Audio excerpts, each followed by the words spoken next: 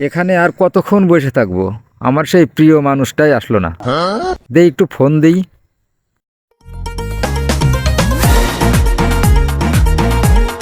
আবার ফোন দিল কে? ওরে আমার জানু ফোন দিছে।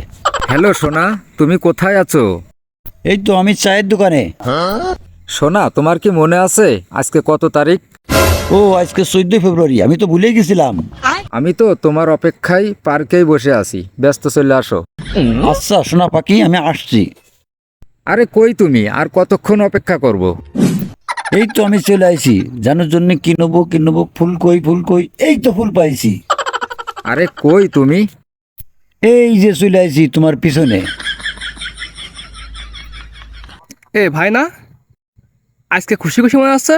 কয় আছেন ভাই? যাচ্ছি একটু ওই পাশে। হাতে কি ওটা ভাই দেখি?